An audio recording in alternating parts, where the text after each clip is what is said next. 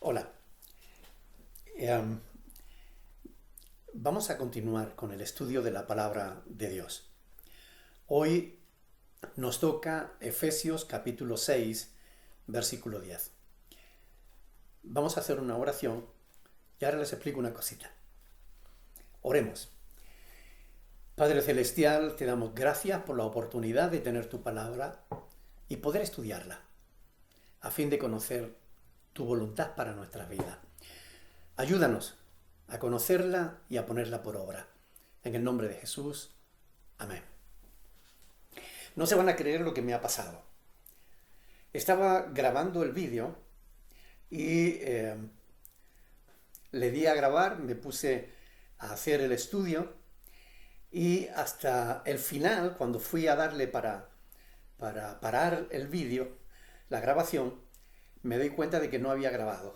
Así que tengo que volver otra vez a dar el estudio. Espero que sepan perdonar el retraso, porque tengo que repetir el estudio. Pero bueno, vamos adelante. Efesios capítulo 6, versículo 10. Ahí dice la palabra del Señor: por lo demás, hermanos míos, fortaleceos en el Señor y en el poder de su fuerza. Tras haber establecido Pablo el orden que debe regir en las relaciones dentro de la iglesia, en el matrimonio, la relación de los hijos con los padres y viceversa, las relaciones entre los amos y los esclavos o los siervos, que en este caso, haciendo un paralelo al día actual, tendría que ser de los jefes con los obreros y de los obreros con los jefes, etc. El apóstol Pablo pasa a expresar un deseo de que todos los cristianos seamos fortalecidos. ¿Por qué necesitamos fortalecernos? Bueno, justamente porque lo vamos a necesitar. No solo en nuestras relaciones dentro de la iglesia o en nuestras relaciones sociales, sino que a cada paso que damos en la vida vamos a necesitar fortalecernos. Pero fíjense que Pablo dice: fortaleceos en el Señor y en el poder de su fuerza. Por tanto, esto es muy, muy importante, porque es en Cristo que podemos hallar la fortaleza que necesitamos. Recuerden que la palabra de Dios dice claramente que separados de Él nada podemos hacer, ¿verdad?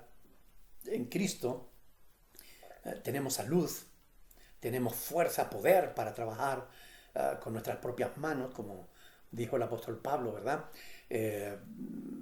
Tenemos todo lo que necesitamos, ¿no? Fíjense que Pablo dice en Hechos capítulo 20, del 33 al 34, cuando él se estaba despidiendo de los pastores, les dijo: ni plata ni oro, ni vestido de nadie he codiciado. Antes vosotros sabéis que para lo que me ha sido necesario a mí y a los que están conmigo, estas manos me han servido, ¿no? Es decir, Pablo estaba diciendo que él había trabajado con sus manos. Eso no significa que no hubiera recibido salario de la iglesia, como dice en 2 Corintios 11, versículo 8, o como dice en el mismo Filipenses, ¿no? Donde un texto que es muy mal interpretado, ¿no? Donde muchos usan el capítulo 4, versículo 13 de Filipenses para decir: todo lo puedo en Cristo que me fortalece, ¿no? Y lo interpretan como que tienen un cheque en blanco, o incluso algunos llegan a la locura de decir que nosotros somos tan poderosos como Dios, ¿no? Todo lo puedo en Cristo. Si podemos todo, somos como Dios, porque Dios todo lo puede, ¿no? Esto es una herejía, una patraña que no tiene en cuenta ese lenguaje metafórico que el apóstol Pablo está utilizando, una sinécdoque, ¿no? Pero bueno, todos tenemos que reconocer que pasamos en momentos de debilidad, de una forma o de otra. Todos tenemos necesidades, todos pasamos por situaciones de necesidad. Pero la debilidad en el terreno de la fe, desde la perspectiva, de la fe, la debilidad no es sino una oportunidad para que el poder de Dios pueda manifestarse en nuestras vidas. Hay creyentes que cuando tienen una debilidad la esconden como si eso les pudiera ayudar en algo, y realmente en realidad no es así. Esconder tus debilidades, ponerte una careta, solamente te convierte en un mísero hipócrita. Eh, Nadie es tan fuerte, y esto lo tenemos que reconocer, que nunca haya tenido una debilidad. Todos hemos tenido debilidades. Todos hemos experimentado alguna debilidad. Momentos por los que pasamos mal, por una razón o por otra, ¿no? Cuando estamos enfermos, sobre todo si te dan la noticia de que te queda poco tiempo, pasamos por debilidades. Cuando no tenemos trabajos, cuando no tenemos recursos para sostener a la familia, lo pasamos mal, nos angustiamos, nos sentimos débiles, impotentes. Cuando estás pasando por una separación o un divorcio, quisieras morirte, pero te sientes mal. O cuando estás bajo la amenaza de un pecado que te domina. En definitiva, la cuestión no es si tenemos o no tenemos debilidades, porque todos las tenemos. La cuestión es qué haremos con esas debilidades. ¿Cómo vamos a actuar ante la debilidad? Bueno, ignorarlas o esconderlas no las solucionas, pero podemos usarlas como una excusa perfecta para acudir a Dios y en busca de la fortaleza que necesitamos. Hay quienes cuando se sienten débiles se tratan de fortalecer la confianza de sí mismos y se convierten en cristianos carnales.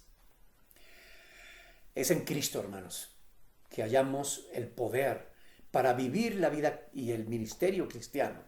Es en Él que encontramos la fuerza que nuestras vidas necesitan.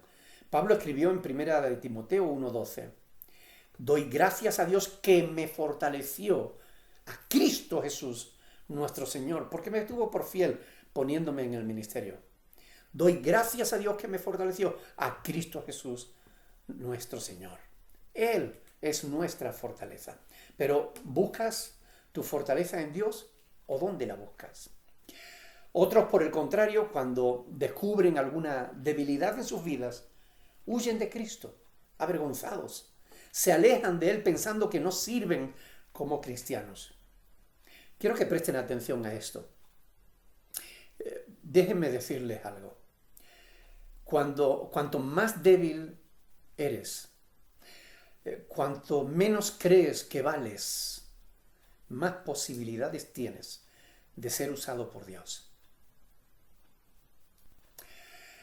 Está escrito en la palabra de Dios.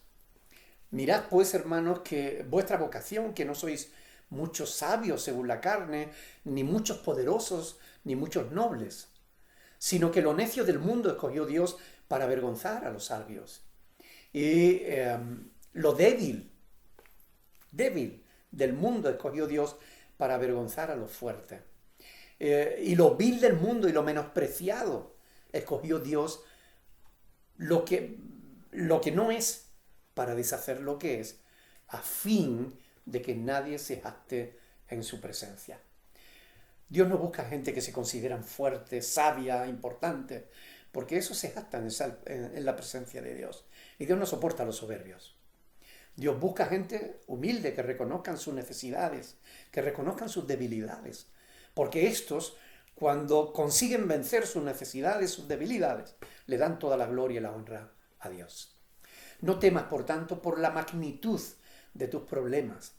Gózate en que Dios, tu Dios, es mucho más grande que cualquier problema. Él puede cambiar tu vida, tu situación, en un simple segundo, en un mero instante. Dios puede cambiar la realidad. No temas en tanto por la magnitud de tus problemas, gózate en que Dios es más grande que cualquier problema. La mayor fortaleza para el cristiano proviene de saber que Dios sigue en el trono. Podemos acudir a Él siempre que le necesitemos. Así está escrito en la palabra de Dios. Hebreos capítulo 4, versículo 16 dice: acerquémonos pues confiadamente al trono de la gracia para alcanzar misericordia y hallar gracia para el oportuno socorro. Acerquémonos pues confiadamente al trono de la gracia, porque Dios sigue estando en el trono. El Salmo 46 dice que Dios es nuestro amparo y fortaleza, nuestro pronto auxilio en las tribulaciones. Por tanto, no temeremos, aunque la tierra sea removida y se traspasen los montes al corazón del mar, aunque bramen y se turben sus aguas y tiemblen los montes a causa de su braveza. Dios es nuestro amparo y fortaleza, nuestro pronto auxilio en las tribulaciones. A partir de aquí, después de decirnos Pablo que nos debemos fortalecer en el Señor y en el poder de su fuerza, ahora nos hablará de la necesaria armadura de Dios. Todos relacionamos la armadura con la lucha y la lucha con la guerra. De ahí que asocien la armadura de Dios con la doctrina llamada de la guerra espiritual. Hoy, hermanos, simplemente voy a introducir el tema. No vamos a avanzar en los versículos 11, 12, no vamos a avanzar, porque eso lo haremos, si Dios lo permite, la próxima semana. Porque es necesario que hoy primero aclaremos algunas cosas necesarias sobre este tema de la guerra espiritual, porque hay muchísima falsa doctrina pululando alrededor de estas cuestiones. Y es necesario descorrer el velo y dejar que la luz entre y que la palabra de Dios nos enseñe acerca de la verdad y qué mentiras se están diciendo alrededor de estas cuestiones. Por tanto, hoy solo introduciremos el tema, pero esta introducción es necesaria para que la próxima semana podamos hablar de la armadura de Dios, entendiendo realmente lo que el apóstol nos está hablando y no confundiéndonos, interpretando mal la palabra de Dios. Lo primero es reconocer que hay algunos cristianos que están realmente obsesionados con este tema de la guerra espiritual. O sea, yo recibo multitud de consultas sobre demonios, la actividad de Satanás, sobre todo lo relacionado con este mundo, ¿verdad?, de la guerra espiritual. En las últimas décadas, conforme avanza la apostasía de la Iglesia, motivada en parte por la influencia de experiencias místicas, espiritualidad oriental cada vez más de moda, y el énfasis pentecostal, ¿no?, en todo lo espiritual, lo del espíritu, lo del neuma, lo de los demonios, etc. Pues las librerías cristianas se han llenado de multitud de literatura, de multitud de libros que hablan de estos temas. Se han publicado cientos y cientos de libros que han llevado a muchos cristianos a la más deplorable confusión, debido a que se han dejado llevar de estos libros, alejándose cada vez más de la palabra de Dios. Hoy en día hay creyentes que hablan con toda naturalidad de verdaderas tonterías, y lo hablan como con una certeza, con una seguridad, como si fueran verdad. O sea, convencidos al 100% de que las tonterías que creen son verdad. E incluso pensando que la Biblia les da la razón, cuando justamente no es así. Yo mismo, hermanos, he leído decenas y decenas de libros relacionados con este tema. Muchos de esos libros me enseñaron, no me enseñaron absolutamente nada bíblico. Por el contrario, me alejaron de la verdad de Dios. Algunos de esos libros me hicieron negar la realidad de los demonios. Otros, por el contrario, me hicieron ver demonios hasta en la sopa. Pero todos, unos y otros, errados. Y es que en este tema de la guerra espiritual debemos reconocer que hay mucho más de fantasía inventada y de superstición pagana que de Biblia. Y esto lo vamos a ir viendo, como digo, descorriendo la cortina para que la luz de la palabra de Dios pueda alumbrarnos. Muchas de las doctrinas que circulan por las redes sociales relacionadas con el tema de la guerra espiritual están basadas en experiencias personales. Los libros que hablan de guerra espiritual tienen más testimonios que textos bíblicos. Eso debería llamarnos la atención.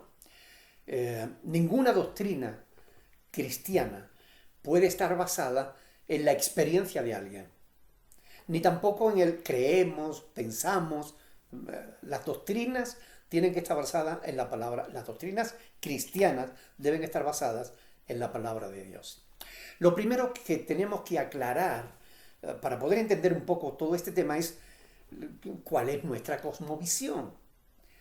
Es decir, la cosmovisión es el conjunto de creencias que alguien tiene y sobre el mundo en general, a partir de la cual interpreta todas las cosas, incluso su propia vida, ¿no? Es decir, por ejemplo, los ateos no creen que haya un creador inteligente. Ellos piensan que el mundo se hizo solo. Un día no había nada y de pronto, ¡pum!, surgió el mundo. Bueno, esa es su cosmovisión. Por tanto, ellos niegan todo lo que tenga que ver con Dios o todo lo que tenga que ver con la Biblia, ¿no? Es su cosmovisión, es su manera de entender el mundo y las cosas que existen, ¿no? Bueno, otros en el pleno siglo XXI, pues cogen trozos de madera, lo labran hacia una figura humana, de mujercita o de hombre, y se arrodilla y le oran y le rezan y creen que ese trozo de árbol les puede ayudar. Ahí tenemos al Papa, millones de católicos que siguen creyendo que un trozo de árbol al que le han dado forma humana les puede ayudar. Esa es su cosmovisión. Por eso acuden a esas imágenes, a esos ídolos que tienen pies y no andan, que tienen manos y no sirven para hacer ni bien ni mal, que tienen ojos y no les ven, tienen oídos pero no le escuchan, porque es un ídolo de madera. Pero esa es su cosmovisión. Y hay millones de personas que creen esas cosas. Millones de ateos, millones de católicos, pero son mentiras. Son cosmovisiones erradas. Y esta es una cuestión que tenemos que dilucidar. ¿Cuál es tu cosmovisión? ¿Qué es lo que tú crees? ¿Y por qué lo crees? ¿En qué te basas para creerlo? Bueno, por ejemplo, hay personas que creen que su cosmovisión consiste en dos fuerzas espirituales enfrentadas. Por un lado, el diablo y por otro lado, Dios. Dios y el diablo, Cristo y Satanás, enfrentados entre sí. El bien y el mal enfrentados. Esa es una cosmovisión errónea, absolutamente contraria a la verdad. ¿Cómo vamos a poner al diablo al mismo nivel que Cristo?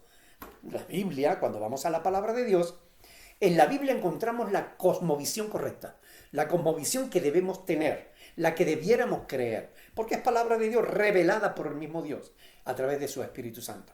Cuando yo voy a la Biblia me enseña que Cristo es el creador. Todo lo que ha sido hecho fue hecho por Él y nada fue hecho sin Él, porque Él es antes de todas las cosas. Bueno, ¿qué se nos dice de Satanás? Pues que era un ser creado por Dios y nunca ha sido ni será más que es una criatura de Dios que se reveló, etcétera, etcétera, ¿no? Por tanto, es muy importante qué tipo de visión, cuál es nuestra cosmovisión, cómo vemos el mundo, cómo vemos la realidad, lo que existe, lo espiritual, lo visible, lo invisible. Bueno, hagamos un resumen de la cosmovisión bíblica. Es decir, ¿qué es lo que la Biblia enseña? ¿Cuál debiera ser nuestra cosmovisión? La Biblia lo que enseña es que uno de los seres espirituales que Dios creó, un querubín, hermoso, poderoso, llenó su corazón de tanto orgullo y soberbia por su inteligencia, por su poder, el poder y la inteligencia que Dios le había otorgado, que se autoengañó hasta el extremo de pensar que podía arrebatarle el trono a Dios.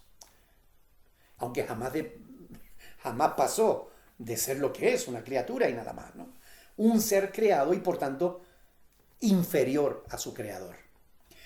Por causa de su soberbia, Satanás fue expulsado del cielo a la tierra, donde se dedicó pues a seducir al ser humano para apartarlo de Dios. Porque Dios le había dado al ser humano el gobierno de toda la creación, de la tierra. Pero Satanás tuvo un cierto éxito engañando al ser humano y pasó él a controlar, a gobernar el mundo, ¿no? Por eso se le llama el Dios de este mundo, el príncipe de las tinieblas, etc., ¿no? aunque sabemos que por un tiempo limitado, porque aunque Dios hubiera podido destruir a Satanás en el mismo instante en que se rebeló, no lo hizo, porque hasta el mal de Satanás Dios lo usa dentro de sus planes, ¿verdad? Entonces decidió no hacerlo, pero nosotros sabemos por las Escrituras que Satanás ya ha sido condenado, ya ha sido juzgado y condenado, y que le espera la condenación eterna, ¿verdad? Pero desde entonces, pues Satanás se continúa en su rebeldía contra Dios y en su lucha contra la creación, es decir, tratando de destruir al ser humano, eh, aunque lógicamente siempre controlado por Dios, ¿no? Es decir, controlado por Dios, quiero decir, limitado por Dios, ¿no? Hay cosas que Dios no le permite hacer, obviamente. Cuando vio que no podía destruir a la iglesia, ¿okay?, el diablo, pues cambió de táctica, se introdujo dentro del seno de la iglesia, convencido de que si no puedes con tu enemigo, pues únete a él y desde dentro podrás, podrás derrotarle más fácilmente, ¿no? Fíjese que desde el edicto de Milán, que fue dado en el 313 después de Cristo, en el que Constantino, el emperador romano, declaraba el cristianismo como religión oficial del Imperio Romano, bueno, se terminó en apariencia la persecución de la iglesia. En realidad nada más lejos de la verdad. La persecución ha seguido hasta el día de hoy.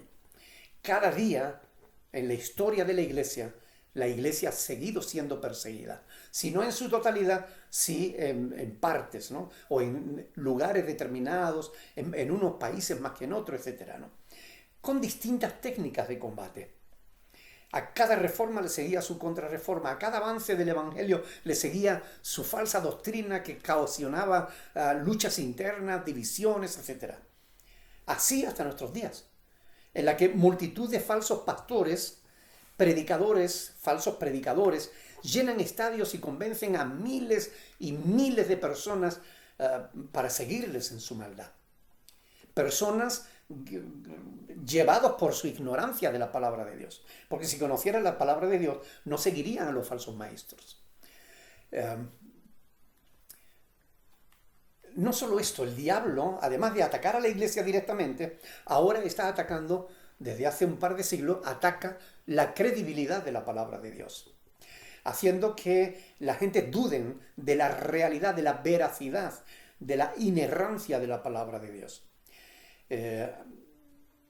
Ha fabricado nuevas Biblias basadas en textos corruptos para que la gente entre en contacto. O sea, los mismos cristianos están cayendo en la trampa del diablo, defendiendo Biblias como la Nueva Versión Internacional, la versión popular, la de Dios habla hoy, la versión La Palabra, la versión Traducción Viviente, bueno, todo ese tipo de Biblias que no están basadas en el texto del Antiguo Testamento, en el texto masorético del Antiguo Testamento, ni en el texto mayoritario o recibido del Nuevo Testamento, sino basada en textos corruptos del siglo IV, etc.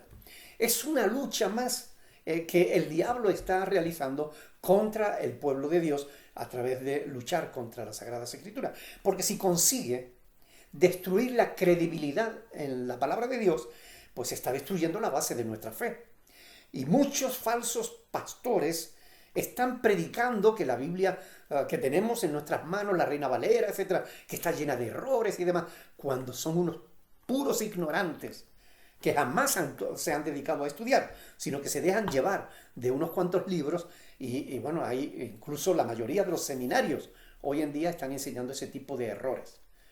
Errores, doctrinas, falsas doctrinas, que, a través de las cuales pues el diablo está haciendo su obra para destruir al ser humano. Esta es la cosmovisión que vemos en las Sagradas Escrituras. Ahí vemos como el diablo tiene una cierta lucha contra la iglesia, no contra Dios. Repito, no contra Dios. En la Biblia no verás ninguna lucha del diablo contra Dios. El diablo no puede luchar contra Dios, ni el diablo puede luchar contra Cristo. Lo tentó, pero no consiguió nada, porque Cristo es infinitamente superior al diablo. Cualquier cosmovisión que te lleve a entender que el diablo está a la altura de Cristo es una cosmovisión errónea. Por tanto, es importante estudiar la Escritura para no dejarnos engañar. Todo esto es importante a la hora de estudiar el tema de la guerra espiritual, porque se han enseñado muchas falsas doctrinas relacionadas con este tema. Por ejemplo, vamos a estudiar algunas de las falsas doctrinas alrededor de este tema. Una de las cosas que se dicen que debiéramos estudiar esto, la guerra espiritual y sus libros, porque la guerra espiritual supone un despertar espiritual. Como si la iglesia hubiera estado dormida 2000 años y ahora, por leer los libros de Peter Wagner, de todos estos autores, la iglesia va a entrar en un avivamiento.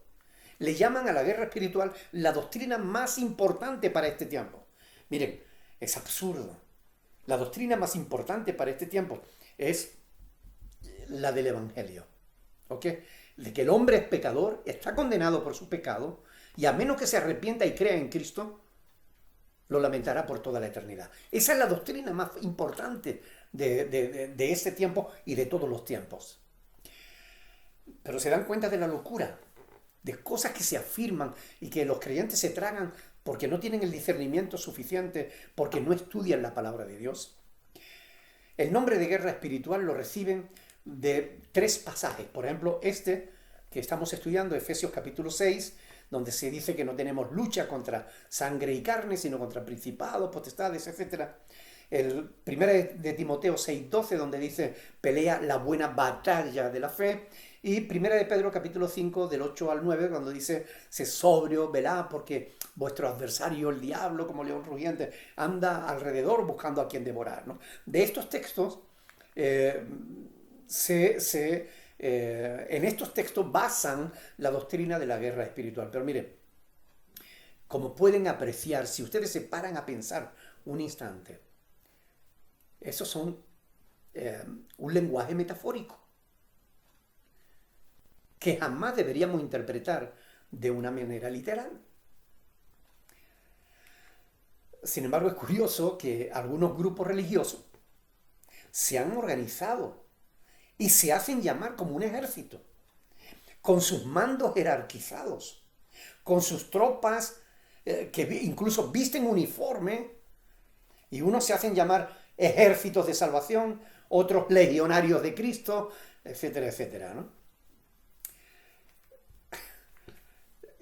Interpretación literal de pasajes que hablan o que usan metáforas. Hablemos por un momento de los errores que estas doctrinas enseñan. Por ejemplo, el contacto con ciertos objetos te puede demonizar. Es decir, por ejemplo, Timothy Wagner sugiere que las personas corren el riesgo de quedar endemoniados al tocar ciertos objetos que han sido usados, por ejemplo, en algún culto pagano o en alguna práctica ocultista, etc. Solamente tocar ese objeto te puede pasar un demonio. Esto es absurdo. No hay base bíblica para esto. ¿Ok? Y lo vamos a ver a continuación. Pero Charles Kraft, otro misionero reconocido también en el terreno de la guerra espiritual, escribió: un demonio que eché de una mujer, presten atención, reclamó el derecho de habitar en ella porque vivía en una casa cuyo dueño había cometido adulterio. ¿Ustedes se dan cuenta de lo estupidez que esto supone? Es decir, una señora alquila una casa o compra una casa, se va a vivir ahí, y porque el dueño anterior había cometido adulterio, ella queda poseída por un demonio, endemoniada. Esto no tiene fundamento. Dios no te hace responsable de los pecados de los demás.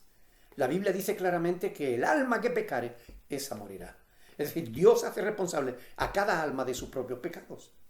Es más, dice que los pecados no pasarán ni siquiera de padres a hijos, ni de hijos a padres. Estos enseñan que cuando eso ocurre, hay que ir casa por casa, o sea, habitación por habitación, rompiendo cualquier poder malévolo, votando a los espíritus e invitando al Espíritu Santo a que tome el control de ese lugar. Bueno, a mí me enseñaron a hacer eso. A ir por las casas y ungirlas con aceite, las puertas de las habitaciones y tal. Cuando uno aprende de la escritura, cuando uno estudia y alcanza un poco más de madurez, uno se da cuenta de lo absurdo que resulta todo eso. Peter Wagner, profesor del Seminario Teológico Fuller, líder del movimiento mundial para el crecimiento de la Iglesia y también líder del movimiento por la renovación del ministerio apostólico y profético, uno de los fundadores de la tercera ola del Espíritu, sugiere que hasta las artesanías, las estatuillas religiosas, pueden estar endemoniadas. En uno de sus libros cuenta cómo los demonios contagiaron su propia casa. Dice que fue a causa de objetos decorativos que él había traído o comprado en Bolivia.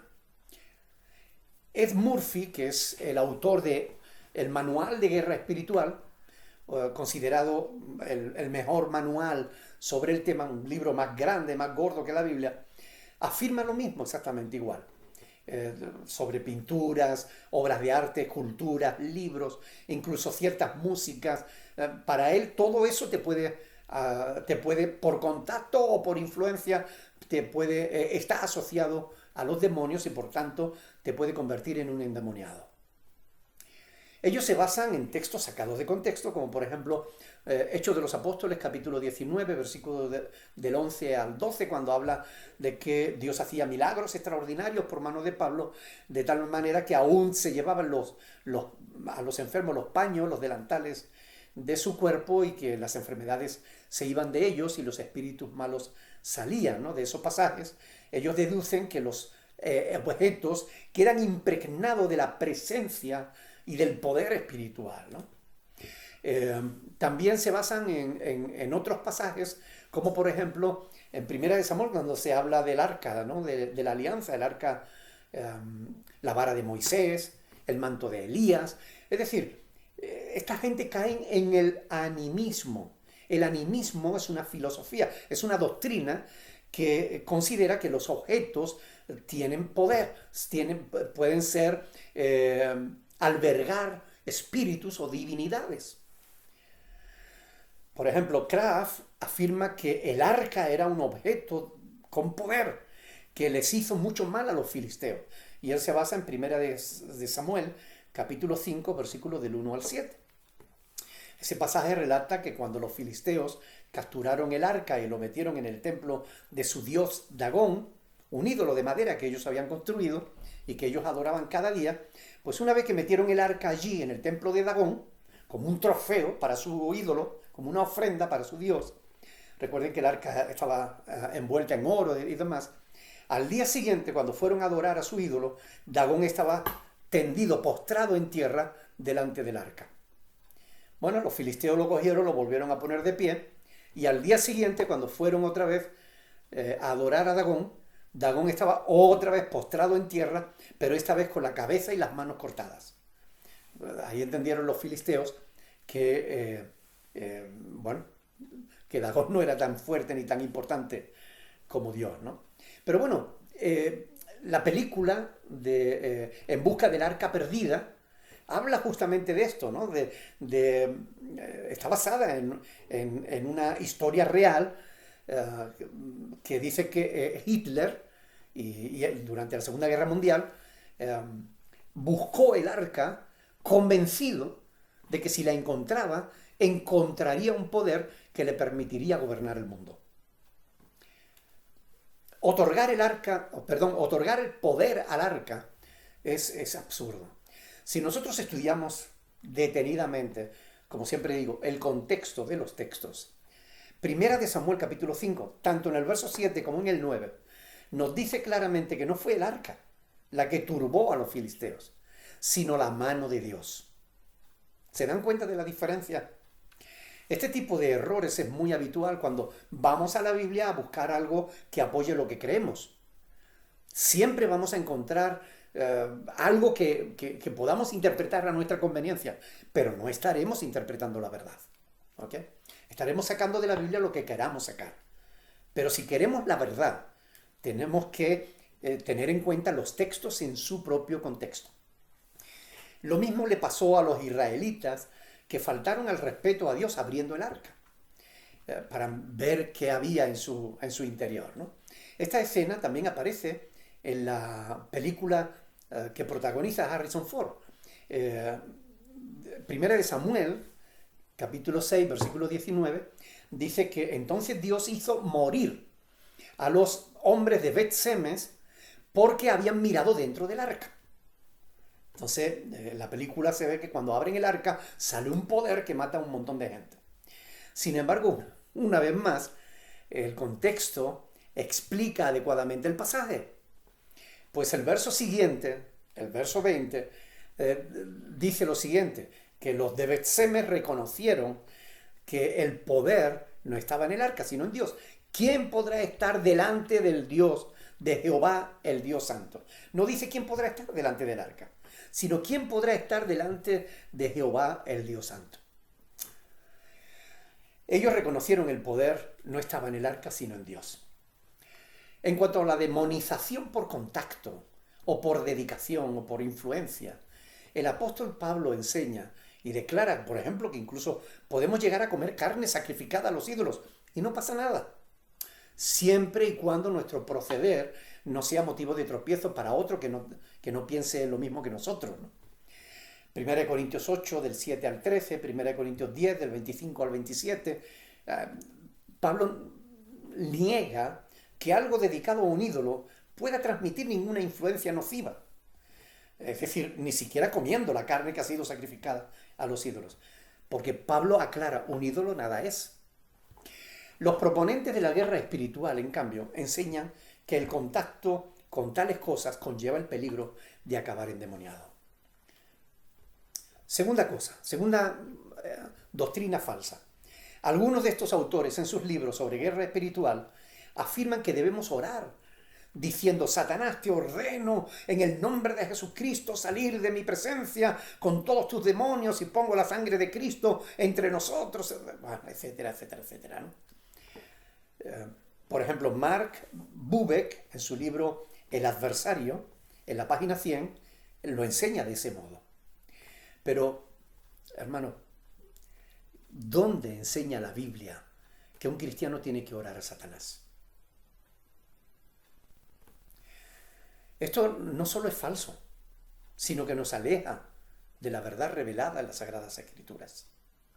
Por otro lado, como todos los que estudian la palabra de Dios directamente y no a través de los libros de esta gente, sabemos que la sangre de Cristo nos limpia de todo pecado, pero no es ningún amuleto contra los demonios, es decir, para alejar a los espíritus inmundos. Eso no está en la Biblia. Tercera cosa que enseñan mal.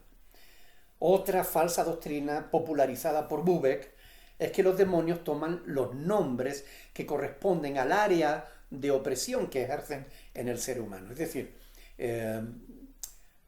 los demonios que él había echado supuestamente de su hija habían adoptado los nombres de miedo, náusea, colon, destructor, mentiroso.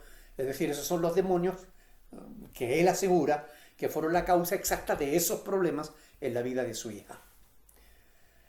Frank Peretti, que es un autor americano de origen italiano, tiene unas novelas bastante buenas, pero él enseña esto, ¿no? Que los demonios toman el nombre del mal que producen, ¿no? Algo que no tiene ningún fundamento bíblico. Otro error común también que cometen y que llevan a otros a cometer, ¿no? El diálogo con los demonios. Algunos de estos autores enseñan que han adquirido un gran conocimiento en su diálogo con los demonios. Conocimiento que después usaron para vencerlos. En primer lugar, hermanos, piensen. La batalla espiritual no se gana dialogando con los demonios. Se gana dialogando con Dios. ¿Ok? Segundo, ¿esta gente no saben que los demonios son mentirosos? Cristo mismo no dice en Juan 8:44 que Satanás es mentiroso y padre de mentira, es decir, que engendra mentira. ¿Acaso creemos que el diablo nos ayudará a derrotar al diablo? No tiene sentido. Quinta falsa doctrina que enseñan sobre esto. Quizás uno de los mayores errores que se están cometiendo en el terreno de la guerra espiritual tiene que ver con lo que se ha dado en llamar el ministerio de la liberación. Yo mismo he estado presente en campañas de Carlos Anacondia, un argentino, un predicador argentino, considerado un experto en guerra espiritual, al que personalmente yo mandaría a tirar todos sus libros a la basura y lo encerraría en una habitación con la Biblia hasta que reconociera todos sus errores. En las campañas de este hombre siempre hay una carpa de liberación o un lugar para la liberación, es decir, donde supuestamente hay personas preparadas para echar fuera demonios de aquellos que se supuestamente manifiestan estar endemoniados. Las cosas que yo he visto en esa carpa, en una campaña que hicieron en Sevilla, darían para escribir varios libros. En la Biblia no vemos tal cosa como un ministerio de liberación. Vemos a Cristo y a los apóstoles echando fuera demonios, pero no le vemos enseñando a nadie sobre el supuesto ministerio de la liberación. Eso no existe en la Biblia. En cambio, estos proponentes de la falsa doctrina han creado toda una teología sobre ese supuesto ministerio inventado por el hombre. Ellos dicen que el guerrero de Cristo debe reunir ciertas características como el compromiso, la generosidad, el desprendimiento, el valor, la templanza, la comunión, la obediencia, la disciplina, el carácter, el amor, etcétera, etcétera. Bueno, todas estas cosas están bien, son características que no son malas en sí mismo, pero ¿qué tiene esto que ver con el guerrero espiritual? En realidad, se trata de un invento de los hombres, un ministerio que no aparece en la Biblia.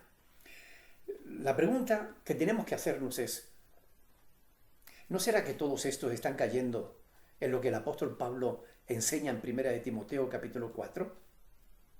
Nosotros sabemos que ahí el apóstol Pablo enseña, dice que el Espíritu dice claramente que en los postreros tiempos algunos apostatarán de la fe, escuchando espíritus engañadores y doctrinas de demonios. ¿No será que todas estas doctrinas están basadas precisamente en los demonios? ¿No será que son falsas doctrinas?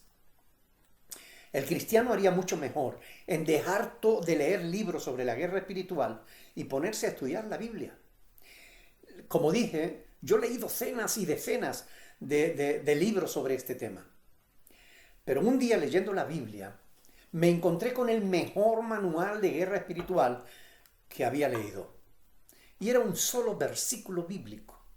1. Santiago capítulo 4, versículo 7. Ahí dice, someteos pues a Dios, resistid al diablo y huirá de vosotros. Piensa en eso. Santiago 4, 7. Piensa en ese versículo. Someteos pues a Dios, resistid al diablo, huirá de vosotros. No necesitas saber más. Ese es el secreto de la vida, de la victoria en la batalla espiritual. Todo eso sin haber comenzado a estudiar la armadura de Dios. Es la introducción al tema que esta porción bíblica enseña. Porque es necesario que pensemos en perspectiva. Hermanos, la Biblia no nos llama a buscar demonios para pelear con ellos. En Colosenses capítulo 2, versículos del 13 al 15, nos muestra claramente que ya Cristo venció los poderes de las tinieblas. Nosotros no tenemos que correr detrás de los demonios. El próximo jueves, si Dios quiere, si Dios lo permite, entraremos a estudiar la armadura de Dios. Pero era necesario establecer esta introducción a fin de que toda esa literatura que ha llenado las mentes y los corazones de muchos cristianos de confusión y de falsas doctrinas, sean desechadas y podamos quedarnos solo con la Escritura, con la palabra de Dios. Porque jamás hallaremos una sabiduría más grande que la que encontramos en Dios o en su palabra. Así que dejen de seguir a los hombres, dejen de seguir sus mentiras, vuélvanse a Dios, cuyo Espíritu Santo, llamado Espíritu de la verdad, os guiará a toda la verdad. Les aconsejo que lean, estudien y mediten sobre Efesios capítulo 6, versículos del 11 al 20, a fin de que la próxima semana podamos estudiar en profundidad este tema sobre la armadura de Dios. Bueno, hasta aquí la introducción al tema. La próxima semana, si Dios quiere, acabaremos hablando de la armadura de Dios paso a paso, verso a verso. Pero era necesario establecer este principio. Hermano, oremos que Dios nos dé sabiduría. Padre del cielo, te damos gracias, porque tu Espíritu Santo nos guía a toda la verdad. Gracias. Porque tu palabra es verdad. Gracias. Gracias porque tu palabra alumbra y nos hace ver los errores de los hombres. Ayúdanos para prestar atención a tu palabra, para leer tu palabra, para estudiar tu palabra, para meditar tu palabra, a fin de que tu palabra sea lo que llene nuestra mente y nuestro corazón, de tal modo que podamos glorificarte, de tal modo que podamos permanecer firmes sin movernos de tu palabra. Padre, bendice a mis hermanos, bendice a sus familias, en el nombre de Jesús, y llévate la gloria y la honra, ahora y siempre. Amén. Deseamos, tanto el pastor Andrés como yo, que estéis bien, que vuestra familia también lo estén, y que, por favor, no decaigan en la fe. Que la cuarentena, que este confinamiento al que hemos estado sometidos y al que todavía de alguna manera estamos sometidos, no sea una excusa para aflojar en nuestro compromiso con Dios. Que Dios les bendiga, mis hermanos.